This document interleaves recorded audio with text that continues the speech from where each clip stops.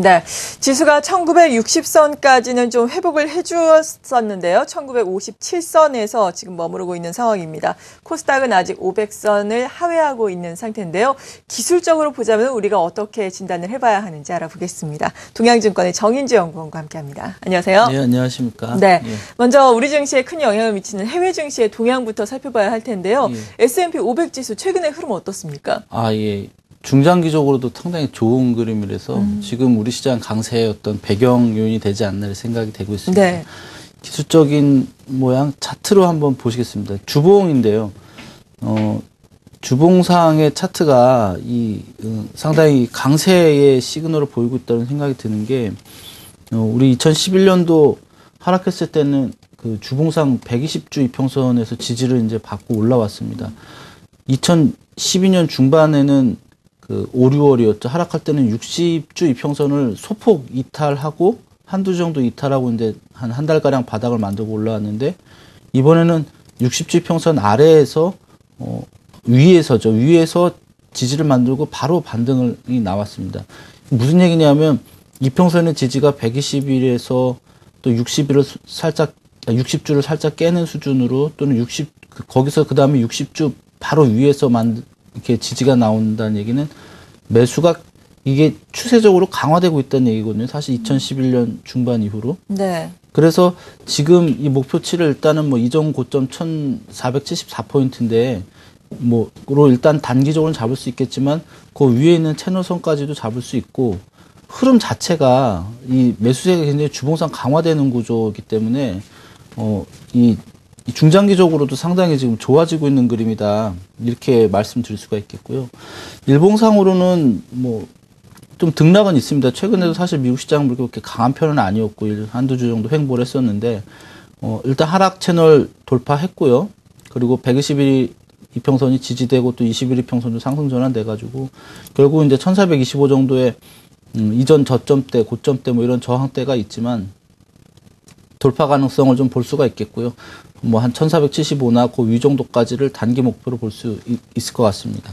예. 네, 지금 S&P 500 지수를 중심으로 긍정적인 흐름이 연출이 되고 있다. 앞으로도 단기적으로 긍정적인 흐름을 보일 것이다라고 전망을 해주셨습니다.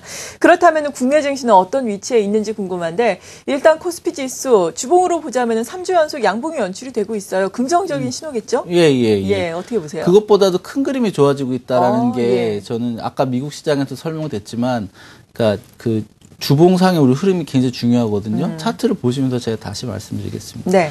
우리가 작년 2011년 8월 달에 60주 이평선을 이탈하고 계속 횡보를 했는데 그 과정에서 나타나는 특징들이 있습니다. 60주 이평선을 하회하는 기간이 계속 짧아지고 있어요. 2011년에는 한 6개월 정도 횡보를 하다가 그리고 올해 5월 달에 60주 이평선 이탈하고 한 석 달 정도 60주 이평선 하회하다가 지금 이제 한 달 정도 10월, 11월에 하회를 하고 다시 회복을 했다는 얘기죠. 무슨 얘기냐면 이게 60주 이평선 중심으로 우리가 이게 장기 횡보 국면인데 요 주봉상 60주 이평선 아래 머무는 기간이 점점 짧아지고 있다는 얘기는 매수가 강해지고 있다는 얘기죠. 이렇게 네. 지금 횡보가 1년 반 정도 이렇게 진행이 됐었는데 지금 이런 상황에서 만약에 이제 추세가 난다면 이 추세는 굉장히 강하다는 거죠. 최소한 한 300포인트 정도짜리 추세는 나올 수가 있는 상황이고 지금 흐름으로 봤을 때는 위쪽으로 진행될 가능성이 좀 높아지는 그림이다 이렇게 보입니다. 과거의 사례를 좀 보여드리겠습니다. 이 경우는 지금이랑은 약간 다릅니다. 뭐냐면 횡보가 지금보다 훨씬 길었기 때문에 꼭 이렇다라고 볼 수 없지만 구조적으로는 비슷한데 99년도에서 이제 2001년 말까지 60주 이평선을 이탈하는 기간이 이렇게 길었습니다. 그리고 2002년에서 2003년까지는 그거보다는 좀 짧아졌고 2004년에는 한 석 달 정도 60주 이평선 이탈하고 회복하고 나서 여기서 1800포인트에서 2000포인트까지 가는 추세가 났었거든요. 그러니까 주봉상 이평선을 하회하는 기간이 장기평을 하회하는 기간이 점점 짧아지고 있다라는 게 시장에서 큰 추세를 준비하는 그림이라고 본다면 지금 같은 경우 이거를 이렇게 그렇게 큰 추세로 볼 수는 없겠지만 최소한으로 잡아도 2011년 고점 정도까지 가는 추세가 지금 만들어지고 있는 상황이 아니냐. 물론 아직 시작은 안 됐다라고 보고 있지만 네. 그렇게 볼 수 있겠고요. 일봉으로 보시면서 설명드렸어요. 그럼 언제 시작하냐? 그런 얘기를 드려야 되겠는데 예. 앞으로 한 달 정도는 남았습니다. 지금은 아닌 것 같고요. 일단은 일봉상 이평선 60일 이평선을 돌파를 하고 지금 1965포인트 저항이 여기입니다. 여기 뭐 올해 10월 달에 이제 하락할 때 요 갭 구간이고 요 1965포인트인데 요게 저항이 걸려서 좀 왔다 갔다 하고 있긴 하지만 지금 아직까지 뭐 단기 추세선 뭐 이탈하지 않아서 돌파 가능성 생각할 수 있겠고요. 2000포인트 정도까지는 올라갈 수 있겠습니다. 그리고 나면 다시 주가가 하락해가지고 한 1900 초반대까지 와야 됩니다. 그래서 얘가 2000에서 한 1900, 한 20, 30 정도 사이를 왔다 갔다 하면서 장기 평선들이 위로 이렇게 쭉 모이는 모양이 나타나면 그러면 이제 그 시점이 아마 추세가 시작되는 시점인데 대략 내년 1월 말이나 2월 달 정도가 될 거라고 보이고요. 네. 그럼 지금부터는 어떤 식의 흐름을 좀 보셔야 되냐면 일단 뭐 1965포인트 저항 일단 중요합니다. 근데 돌파된다면 2000포인트 정도까지는 갈 수가 있겠고요. 거기서 단기 추세선이 이탈되면 한 1900, 한 3, 40포인트까지 다시 급락할 수도 있습니다. 단기간에. 예. 그러니까 지금 따라서 사시는 거는 굉장히 조심하셔야 되고 하신다면 분할하는 쪽으로 진행하셔야 되고요. 그리고 나서 이제 60일 평선이 지지대로 바뀌면서 주가가 이렇게 불규칙하게 등락하는 모습이 나타나면 그 시점이 적금 매수 시점입니다. 그래서 그러면 아마 거기서 이제 좀 횡보를 하다가 네. 내년도 한 1월 중 후반이나 2월 달에 추세가 시작이 되면 뭐 최소한 2200 정도까지는 간다. 그렇게 보시면 될 것 같습니다. 네, 어쨌든 상당히 긍정적인 전망이네요. 네네. 내년 한 1월 말에서 2월 정도에 강한 상승세가 나오고 있고 다만 지금 단기적으로는 한 2000선까지 오를 수는 있겠지만 변동성이 좀 확대되는 거를 염두에 둬야 한다 이런 말씀이신 거죠. 예. 그리고 업종별로 좀 보겠는데 삼성전자 사상 최고가를 경신하고 있음에도 불구하고 외국인들이 또 적극적으로 순매수에 나서고 있습니다. 전기전자 업종지수 역시 지금 사상 최고가를 달리고 있는 상황인데요. 전기전자 업종은 기술적으로 어떻게 보세요? 뭐 나쁘게 얘기할 수가 없는 상황이죠. 예. 전고점 신고가 경신했고 그다음에 단기 추세 강화되고 있고 그래서 추가적으로 상승 가능한 폭이 뭐 한 4, 5% 정도 되는 것 같은데요. 물론 이게 이제 좋은 면이랑 나쁜 면이 같이 있습니다. 좋은 면은 일단 올라가니까 좋고 나쁜 면은 이렇게는 올해는 못 간다라는 거죠. 매수가 좀 비정상적으로 강화된다는 게 장기적으로 할 수는 없다는 얘기이기 때문에 여기서 좀 올라가서 한 4, 5% 정도 올라가고 다시 네. 하락해서 아마 돌파된 고점이 지지되는 모습이 나타나면 아마 본격 상승이 시작되지 않나 이렇게 생각됩니다. 예. 네, 기타 업종들은 어떻게 보세요?